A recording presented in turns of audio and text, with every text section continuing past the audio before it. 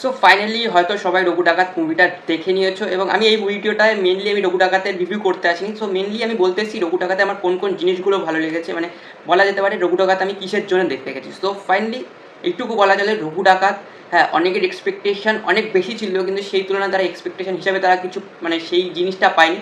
তো সেটা আমি বলতে পারি যে এক্সপেকটেশন বাড়িয়ে নিয়ে গেছো, সেটা গুড। কেননা দেবদার একটা যে স্ট্যান্ডার্ড সে মেনটেন করেছিল লাস্ট দুটো মুভিতে, সো সেটার এগেনস্টে এই মুভিটা হয়তো সেই কাছাকাছি যেতে পারেনি, কিন্তু মুভিটা দেখলে এইটুকু বুঝতে পারবে যে মুভিটা দিয়ে বাংলা মুভির গ্রাফ অনেকটা ওপরে নিয়ে গেছে দেবদা, এবং সেটা দারুণ লাগছে।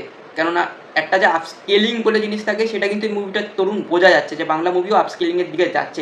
এবং এটা বলা যায় যে এসভিএফ এবং দেব ভেঞ্চার্স তারা কিন্তু এই ভয়টা পায়নি যে মুভিটা দুর্গাপুজো রিলিজ করে যে এই কটা যে চারটে মুভি এসছে তাদের এগেনস্টে তাদের বাজেট রিকভারির বিষয়টা সেটা কি পুরোপুরি হবে, সেটা কিন্তু তারা ভয় পায়নি। কিন্তু তারা টাকা দুর্দান্ত লেভেলে লাগিয়েছে, এবং সেটা সেই মুভির দেখে আমার মনে হয়েছে যে হ্যাঁ টাকা লাগিয়েছে বস প্রডিউসার।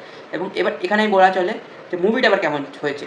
এক কথায় মুভিটা আমি বলতে পারি ওয়ান টাইম ওয়াচ, যারা দেব ফ্যান তাদের জন্য দুর্দান্ত লাগবে, এবং যারা নর্মাল অডিয়েন্স যারা মুভি দেখে দেখে অভ্যস্ত, এবং তাদের বলবো ওয়ান টাইম ওয়াচ। কেননা আমি একদম ওভার হাইপ করে বলতে চাই না।